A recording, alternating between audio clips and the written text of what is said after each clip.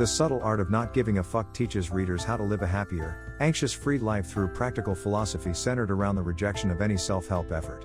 The book covers Mark Manson's belief that life's struggles give it meaning and argues that typical self-help books offer meaningless positivity, thus improperly approaching the problems many individuals face.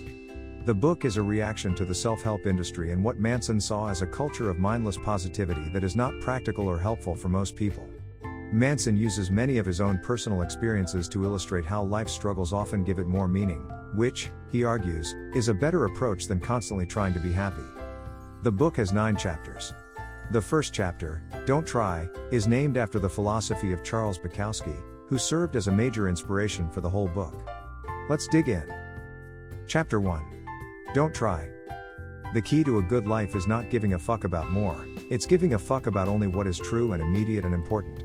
Not giving a fuck does not mean being indifferent, it means being comfortable with being different. To not give a fuck about adversity, you must first give a fuck about something more important than adversity. Whether you realize it or not, you are always choosing what to give a fuck about. Chapter 2. Happiness is a problem. Happiness is a constant work in progress, because solving problems is a constant work in progress. The solutions to today's problems will lay the foundation for tomorrow's problems and so on. True happiness occurs only when you find the problems you enjoy having and enjoy solving. Denial. Some people deny that their problems exist in the first place. And because they deny reality, they must constantly delude or distract themselves from reality. Victim mentality. Victims seek to blame others for their problems or blame outside circumstances. This may make them feel better in the short term, but it leads to a life of anger, helplessness, and despair. We like the idea that there's some form of ultimate happiness that can be attained. We like the idea that we can alleviate all of our suffering permanently. We like the idea that we can feel fulfilled and satisfied with our lives forever. But we cannot. Real, serious, lifelong fulfillment and meaning have to be earned through the choosing and managing of our struggles. What determines your success isn't, what do you want to enjoy? The relevant question is, what pain do you want to sustain? The path to happiness is a path full of shit heaps and shame. Chapter 3. You are not special. A person who actually has a high self-worth is able to look at the negative parts of his character frankly and then acts to improve upon them. People who become great at something become great because they understand that they're not already great, they are mediocre, they are average, and that they could be so much better. Chapter 4. The value of suffering. We get to control what our problems mean based on how we choose to think about them, the standard by which we choose to measure them. If you want to change how you see your problems, you have to change what you value and/or how you measure failure/success. People who focus their energy on superficial pleasures end up more anxious, more emotionally unstable, and more depressed. Pleasure is the most superficial form of life satisfaction and therefore the easiest to obtain and the easiest to lose. Once one is able to provide for basic physical needs, the correlation between happiness and worldly success quickly approaches zero. People who base their self-worth on being right about everything prevent themselves from learning from their mistakes. Denying negative emotions leads to experiencing deeper and more prolonged negative emotions and to emotional dysfunction. Some of the greatest moments of one's life are not pleasant, not successful, not known, and not positive. This, in a nutshell, is what self-improvement is really about: prioritizing better values, choosing better things to give a fuck about. Because when you give better fucks, you get better problems. And when you get better problems, you get a better life. Chapter 5. You are always choosing. When we feel that we're choosing our problems, we feel empowered. When we feel that our problems are being forced upon us against our will, we feel victimized and miserable. The more we choose to accept responsibility in our lives, the more power we will exercise over our lives. Accepting responsibility for our problems is thus the first step to solving them. Some people get saddled with worse problems than others. And some people are legitimately victimized in horrible ways. But as much as this may upset us or disturb us, it ultimately changes nothing about the responsibility equation of our individual situation. Chapter 6. You're wrong about everything, but so am I. Growth is an endlessly iterative process. When we learn something new, we don't go from wrong to right. Rather, we go from wrong to slightly less wrong. And when we learn something additional, we go from slightly less wrong to slightly less wrong than that, and then to even less wrong than that, and so on. We are always in the process of approaching truth and perfection without actually ever reaching truth or perfection.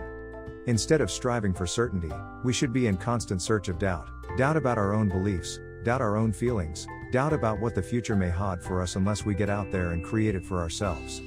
Instead of looking to be right all the time, we should be looking for how we're wrong all the time. Because we are. Openness to being wrong must exist for any real change or growth to take place. People are often so afraid of success for the exact same reason they're afraid of failure. It threatens who they believe themselves to be. Questions that will help you breed a little more uncertainty in your life. 1. What if I'm wrong? 2. What would it mean if I were wrong? 3. Would being wrong create a better or a worse problem than my current problem, for both myself and others? If it feels like it's you versus the world, chances are it's really just you versus yourself. Chapter 7. Failure is the way forward. Improvement at anything is based on thousands of tiny failures, and the magnitude of your success is based on how many times you've failed at something. If someone is better than you at something, then it's likely because she has failed at it more than you have. If someone is worse than you, it's likely because he hasn't been through all of the painful learning experiences you have. At some point, most of us reach a place where we're afraid to fail, where we instinctively avoid failure and stick only to what is placed in front of us or only what we're already good at. Our most radical changes in perspective often happen at the tail end of our worst moments. It's only when we feel intense pain that we're willing to look at our values and question why they seem to be failing us. Learn to sustain the pain you've chosen. When you choose a new value, you are choosing to introduce a new form of pain into your life. Relish it. Savor it. Welcome it with open arms. Then act despite it. If you lack the motivation to make an important change in your life, do something, anything, really, and then harness the reaction to that action as a way to begin motivating yourself. Chapter 8. The importance of saying no. The only way to achieve meaning and a sense of importance in one's life is through a rejection of alternatives, a narrowing of freedom, a choice of commitment to one place, one belief, or, gulp, one person. We need to reject something. Otherwise, we stand for nothing. If nothing is better or more desirable than anything else, then we are empty and our life is meaningless. We are without values and therefore live our life without any purpose.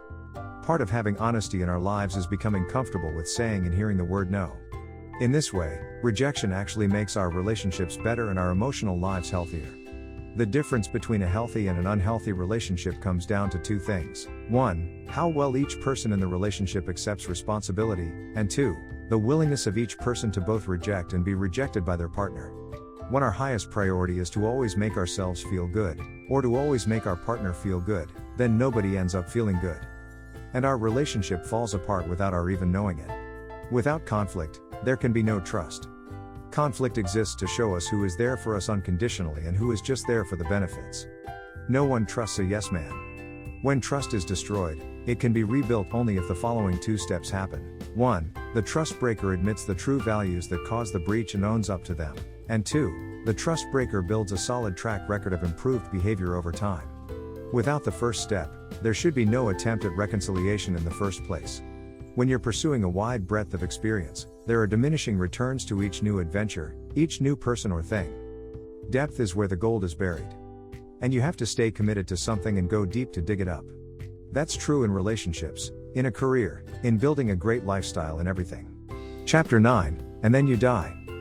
In a bizarre, backwards way, death is the light by which the shadow of all of life's meaning is measured. Without death, everything would feel inconsequential, all experience arbitrary, all metrics and values suddenly zero. Whether it be through mastering an art form, conquering a new land, gaining great riches, or simply having a large and loving family that will live on for generations, all the meaning in our life is shaped by this innate desire to never truly die. To truly not give a single fuck is to achieve a quasi-spiritual state of embracing the impermanence of one's own existence. In that state, one is far less likely to get caught up in various forms of entitlement. The fear of death follows from the fear of life. A man who lives fully is prepared to die at any time. Confronting the reality of our own mortality is important because it obliterates all the crappy, fragile, superficial values in life. The only way to be comfortable with death is to understand and see yourself as something bigger than yourself, to choose values that stretch beyond serving yourself, that are simple and immediate and controllable and tolerant of the chaotic world around you. You are already great because in the face of endless confusion and certain death, you continue to choose what to give a fuck about and what not to. This mere fact, this simple optioning for your own values in life, already makes you beautiful, already makes you successful, and already makes you loved. Even if you don't realize it. The subtle art of not giving a fuck has spent long time on the New York Times bestseller list. The book was noted as a prominent instance of an industry-wide trend of swear words in book titles during the 2010s.